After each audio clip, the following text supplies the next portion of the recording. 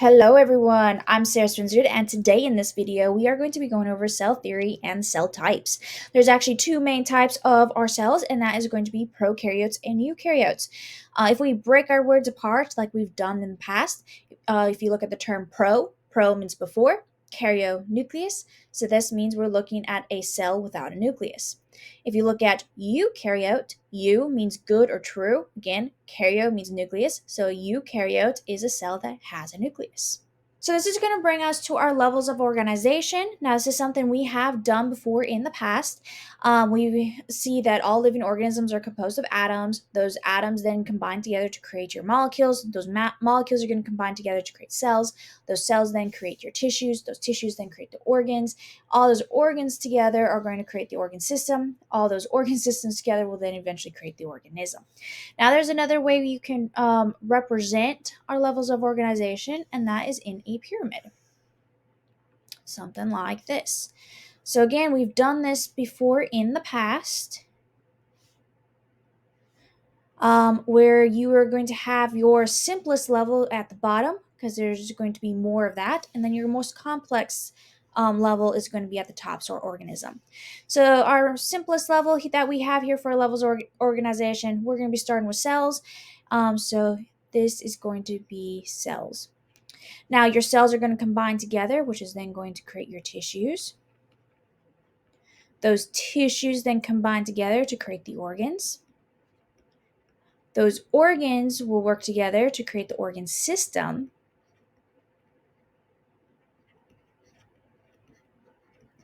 And those organ systems come together to create the organism. And those are our levels of organization. Well, this is going to bring us to the history of the discovery of cells. So this is going to go date back all the way back to 1590s with Zacharias Janssen. Zacharias Janssen was the first one to really be credited with inventing the first compound microscope. Now, granted, it wasn't a detailed microscope. It was just a couple lenses kind of put together so we can magnify an organism. Our next scientist is Robert Hooke in 1665, able to view cork under this microscope, and when he looked at the cork cells, he noticed that underneath the microscope, it kind of had this type of structure. So all of the cork parts, when he magnified it, looked something like this. They looked kind of like big old boxes.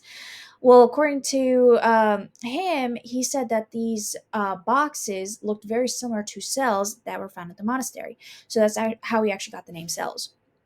Now, Anton van Leeuwenhoek in 1673, he was the first scientist to ever see living microorganisms. So he took pond water and he used it on his specific microscope, and he was able to see things like amoebas and parameciums and stuff like that. Now, granted, he also looked at other things underneath this microscope. He definitely looked at human blood and other few bodily fluids as well. Matthias Schleiden in 1838, he was a botanist and he was doing his entire studies on plants. From here, he was able to conclude that all plants were made up of cells. Now, around the same time, Theodor Schwann, he was basically doing most of his studies on animals and humans, and he was able to conclude that all animals were made of cells. At some point, they had a dinner together, and they were talking about how, hey, plants are made of cells, animals are made of cells, and that kind of brought us to how everything, or all living organisms, must be made up of cells. Well, a few years later, in 1855, we have Rudolf Virchow. Rudolf Virchow, he was able to conclude that all cells must have come from other cells. So cells didn't just pop up into view.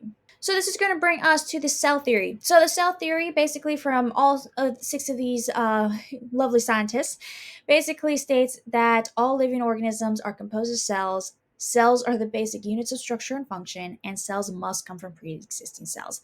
That is the cell theory. So from here, let's talk a little bit about cell diversity. Now, what's really cool, now that we know that all living organisms are composed of cells, there are so many different types of cells out there. The human body alone contains over 200 different types of cells. These cells, however, do have the same DNA in each organism. So all my cells have the same exact DNA.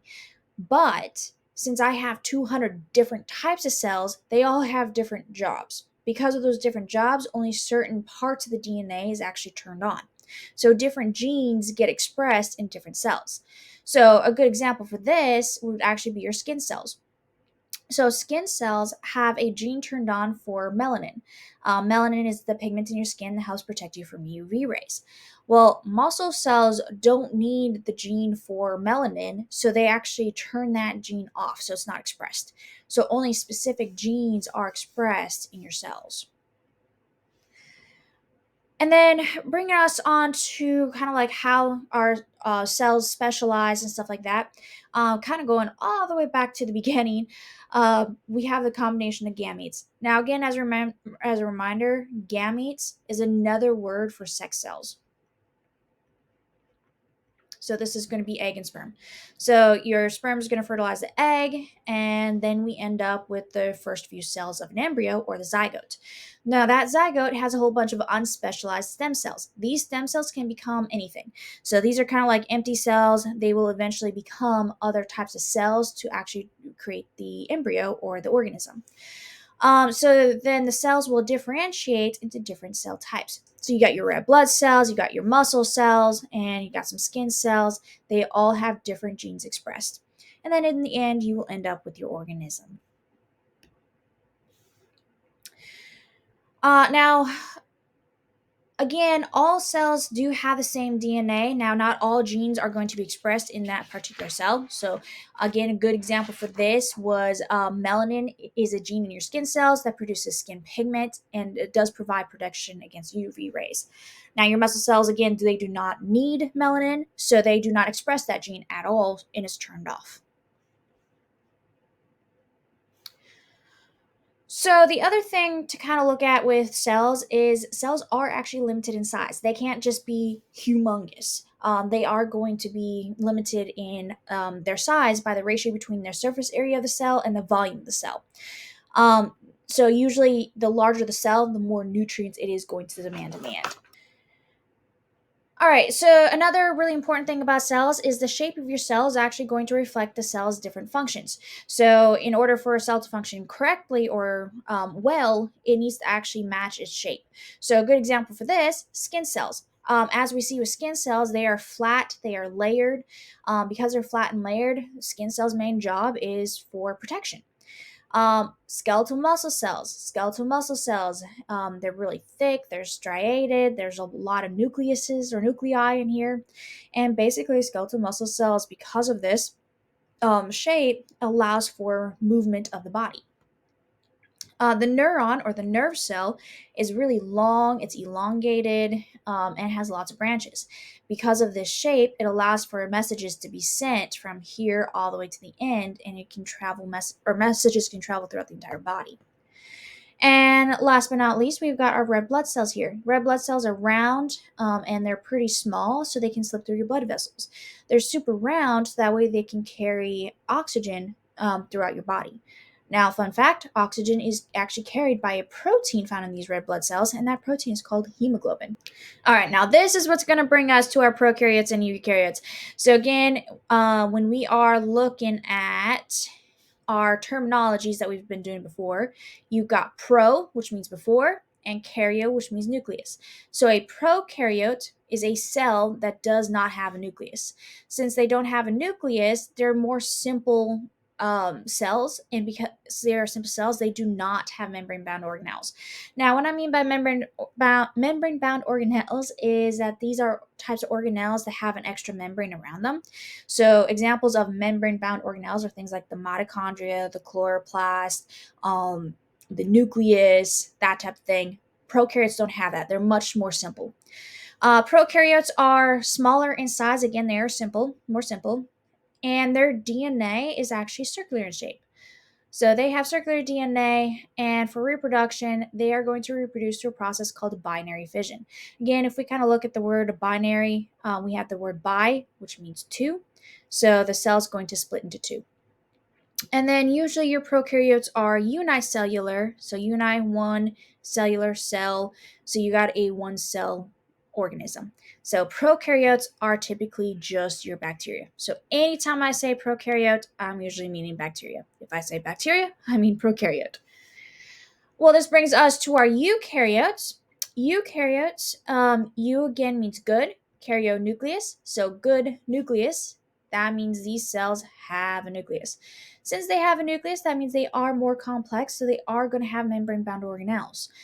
Because they have things like the chloroplast, the mitochondria, the endoplasmic reticulum, the Golgi apparatus, the vacuoles, they have all these extra things inside of them. That means they are going to be larger in size. Now, our DNA or eukaryotic DNA is linear in shape and not circular. So, normally when we think of DNA, we think of this structure. This is the typical DNA structure that you'll see in eukaryotes. In prokaryotes, DNA is circular in shape, so it's still that double helix all the way around, um, but it's in a circular shape instead of linear. Now, reproduction for eukaryotic cells is we are going to reproduce through mitosis and meiosis, so that's basic cell division found in eukaryotes. Eukaryotes can either be unicellular or multicellular.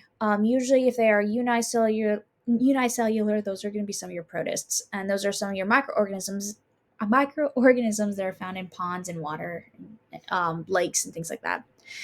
Good examples of our eukaryotes are your plants, animals, protists, and fungus. So now's the time to pause your video.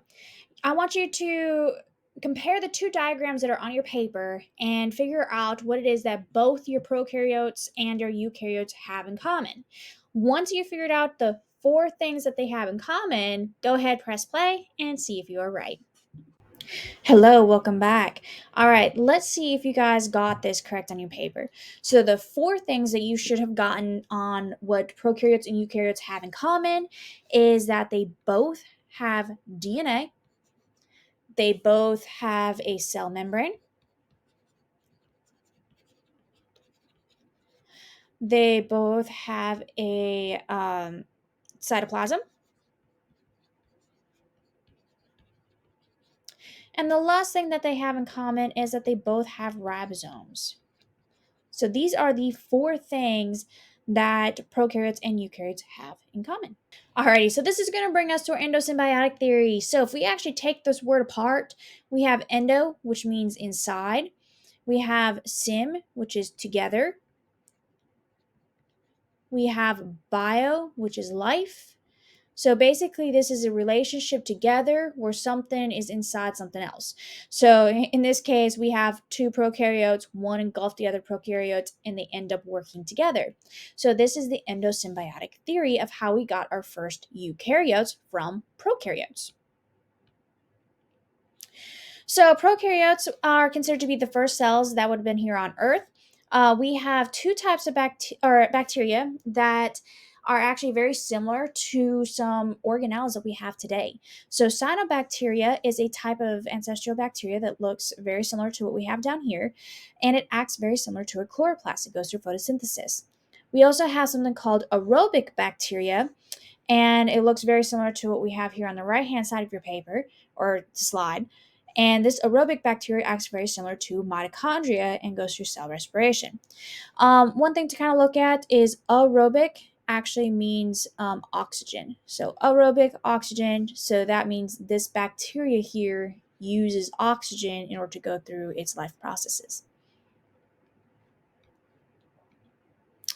So the endosymbiosis, this is where your first eukaryotic cell would have been formed by a symbiotic relationship between prokaryotes. So you would have your ancestral prokaryote, and it would have engulfed either a cyanobacterium or an aerobic bacterium. And eventually you would have end up with an ancestral eukaryote with the precursor of a mitochondria and a chloroplast. So that would be the idea of our first eukaryote. So, a few things to kind of look at with this one. Early Earth would have supported the formation of an anaerobic prokaryote. A or an means no or not. Aerobic, again, is oxygen. So that means there have been no oxygen present, and these prokaryotes would be able to survive in this early Earth's atmosphere where there's no or little oxygen. After a while, an increase in sunlight and UV rays would have supported the formation of photosynthetic prokaryotes. So these prokaryotes would have used sunlight in order to make their own food.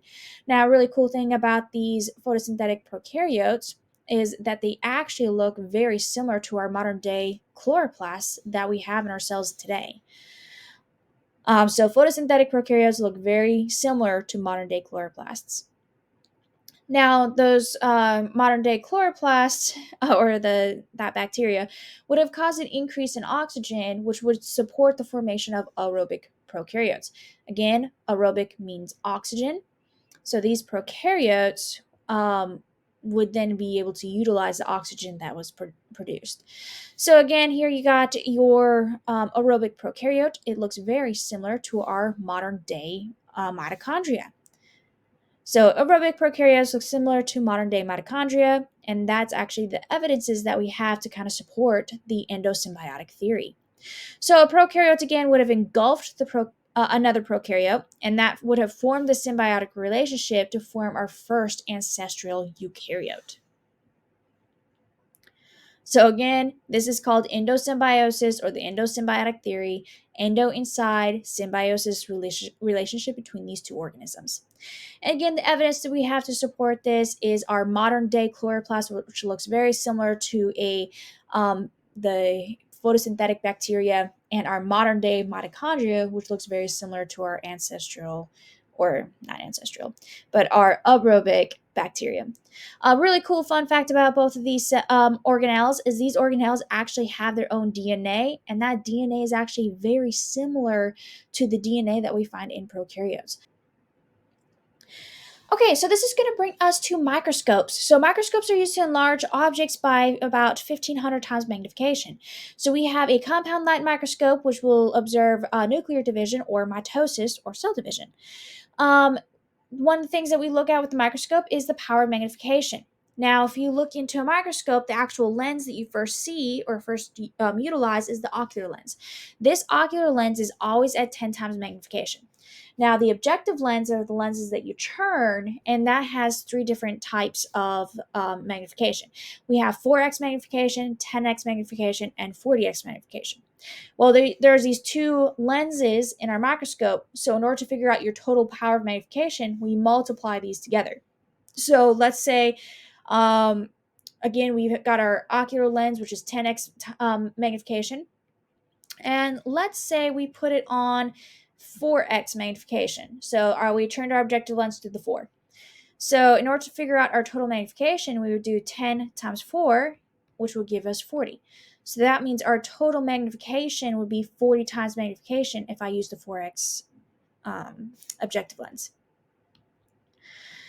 All right, so these are the parts of the microscope. You have the arm and the base. And every time you transport a microscope around, you must have one arm or one hand on the arm and one hand on the base.